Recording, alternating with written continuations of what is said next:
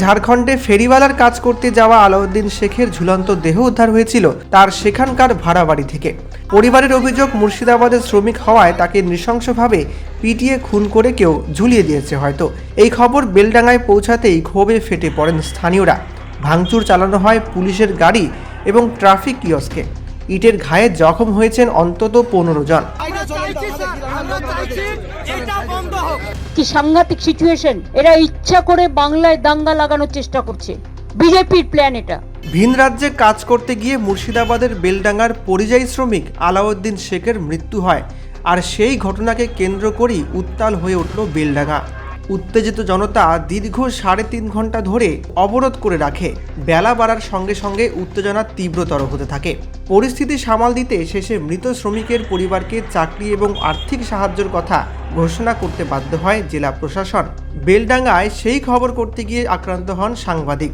দাঙ্গা পরিস্থিতির জন্য বিজেপি তৃণমূল একে অপরকে দোষারোপ করতে থাকে।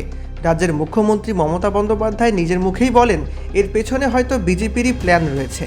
ঘটনাস্থলে পৌঁছে পরিস্থিতি নিয়ন্ত্রণে আনেন জেলাশাসক নিতিন সিংহানিয়া। তিনি ঘোষণা করেন শুক্রবার রাতের মধ্যেই পরিবারটিকে আর্থিক সাহায্য এবং পরিবারের একজনকে চাকরি দেওয়া হবে। এছাড়া জেলায় পরিযায়ী শ্রমিকদের জন্য 24 ঘন্টার জন্য কন্ট্রোল রুম চালু করা হচ্ছে। দেখুন, বেলডাঙ্গা আপনারা জানেন কাদের কাদের প্ররোচনা আছে, আমি আর নতুন করে বলতে চাই না। ফ্রাইডে জুম্মাবার পবিত্র বার, যেমন শিবেরও বার, মা দুর্গারও বার, সন্তোষী মাতারও বার, তেমনি ফ্রাইডে জুম্মার নেওয়া যাবে। এখন যদি দুর্গাপুজো দেখতে এসছে কোটি কোটি লোক, সেখানে আপনি যদি একটা মাইক লাগিয়ে দেন তাহলে সবাই শুনবে।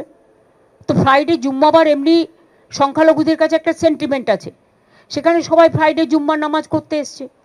এখানে কেউ কেউ যদি তার রাজনৈতিক চরিতার্থ করবার জন্য উস্কে দেয়,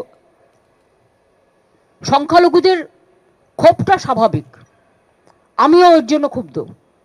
তাদের একতরফা বাদ দিতে পারেন না, যেটা দিয়েছে আদিবাসীদের দিয়েছে, মতুয়াদের দিয়েছে, রাজবংশীদের দিয়েছে, বাঙালিদের দিয়েছে, এখানে বাংলা ভাষী ছাড়াও নন বেঙ্গলিও যারা আছে তাদেরও দিয়েছে। সুতরাং প্রতিদিন চেঞ্জ করে করে হোয়াটসঅ্যাপে আর ডিরেকশন দিয়ে প্রতিদিন এই 2 মাসে 200 বার নোটিশ এসছে। বিএলওরা প্রেসারে পাগল হয়ে যাচ্ছে। ইতিমধ্যে 100 জনের মতো লোক মারা গেছে, এটা আপনাদের বুঝতে হবে। देखिए, मुर्शिदाबाद पे बेलडांगा में जिस तरीके का वायलेंस चल रहा है, ये मुझे लगता है कि जब सीए का कानून पारित हुआ था और उसके साथ ये जो वॉकअप वाला घटना घटा था, उसका ही फिर से रिपीटेशन है। जिस तरीके से महिला रिपोर्टर को मारा गया, सिर फोड़ दिया गया और पुलिस के सामने पुलिस हाथ पर हाथ रख के खड़ी हुई है। और सबसे आश्चर्य की बात है, ममता बनर्जी आके कहती है मैं कैसे रोक सकता हूं।